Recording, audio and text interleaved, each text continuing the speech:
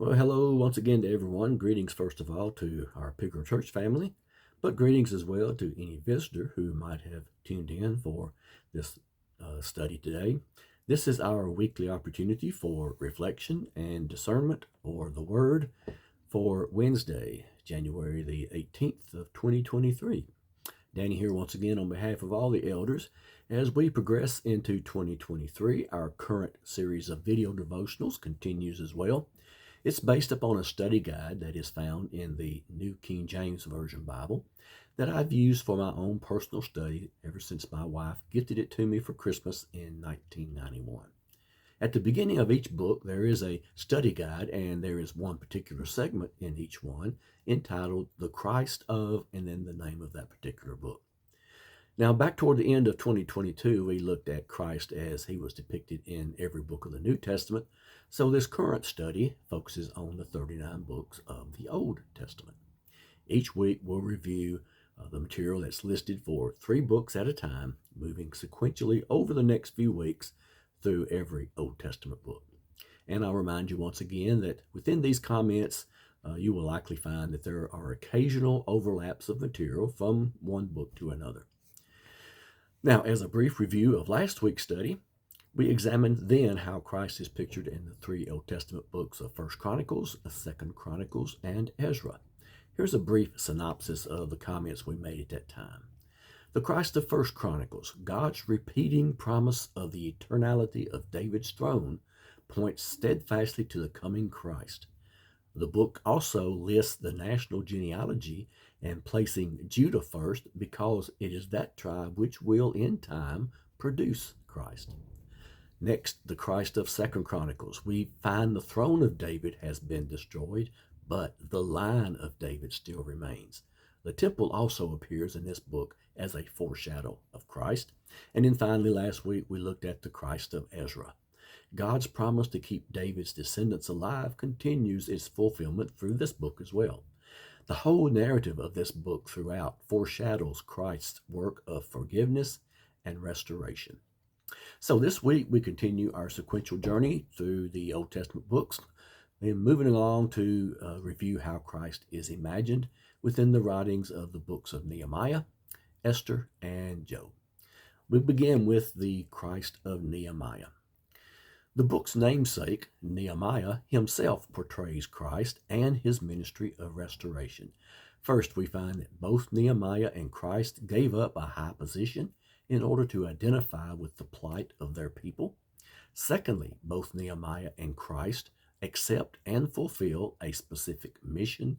And then third, both Nehemiah and Christ have lives that are characterized by prayerful dependence upon God. Here are just a few samples, all of them in the words of Nehemiah himself.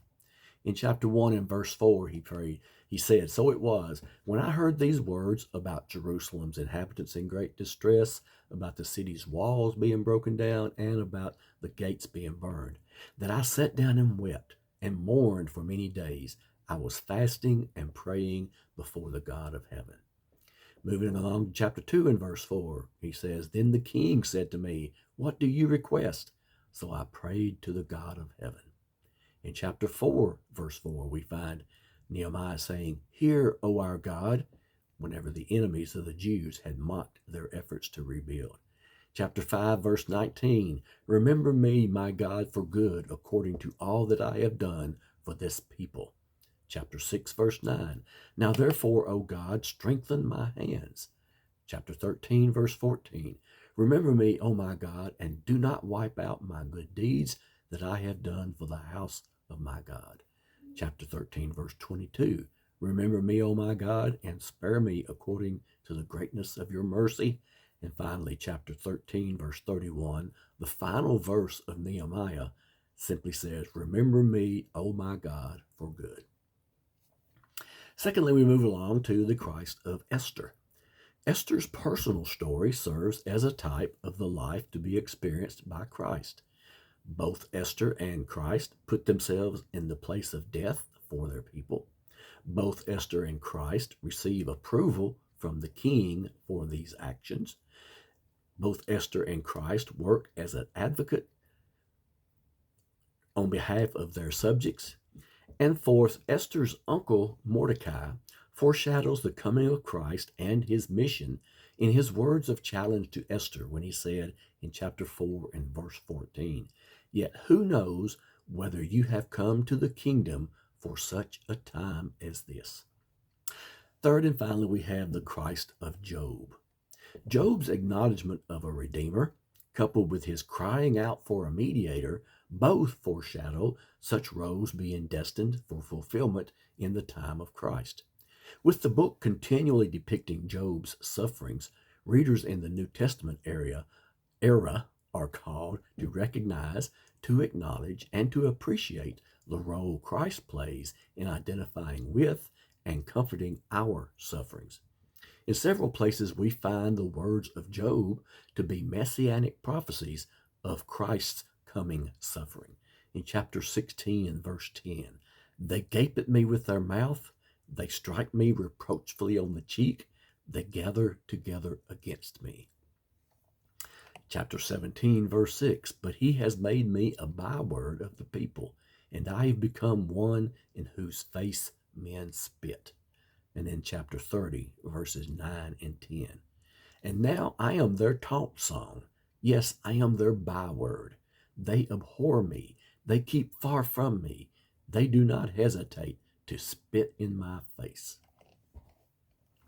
Well, I pray that our latest topic continues to spur within you a desire to be on the lookout for all that can be learned about Christ during your own personal Bible study of any book in the Scriptures, whether it be from the Old Testament, as we're looking at, or from the New Testament. I also encourage you to return next week. We will continue this study by looking at the Christ of Psalms, the Christ of Proverbs, and the Christ of Ecclesiastes. As always, I'm very thankful for each of you who takes the time to view this video, and I pray that it serves as an encouragement to you in your walk with God. Please remember, the Church of Christ at Pilgrim maintains an ever-growing repository of various worship and study videos. They're being produced and archived each week, and they're all available to be accessed at any time by you and to be viewed and listened to at your convenience. They're available at any of the following sites. There's the Pilgrim Church of Christ page in Facebook. There is the Pilgrim Church Media page in YouTube. And for the members of our Pilgrim Church family, we have our Pilgrim Church of Christ app available for downloading onto your smartphone, from which you can access these videos. I pray that you and your family are being blessed by God with good health and with safety every day. If you're not already doing so, I would encourage you to develop a routine of setting aside a portion each day to be spent in a couple of activities. First, take time to read God's Word. Let God speak to you through His words as you read it. Secondly, take time to lift up prayer to God. Make your needs, make your thankfulness, make your concern for others be known to Him. And if any of you should be seeking out a church home and community in which to enjoy spiritual fellowship and growth, and you're not already part of our church family at Pilgrim, I would warmly invite you to check us out there. I can assure you that you will receive a very warm welcome should you decide to do so. The elders of the Church of Christ at Pilgrim continue to make ourselves available to assist anyone who might have spiritual needs which you feel we can help you address. Please feel free to contact any of us at any time for Bible study, for prayer time together, or just to get together and spend some time talking among ourselves and enjoying each other's company and getting to know each other a little better. So as our time together today comes to an end, I would like to read a passage from God's Word that again reminds us of the unique qualifications of the Christ whom we are reviewing in this study. This is found in the book of Hebrews, chapter 4, verse 15 from the New King James Version. "For we do not have a high priest who cannot sympathize with our weaknesses, but was in all points tempted as we are, yet without sin." So until our next study time together, please remember I love each one of you. Take care and goodbye.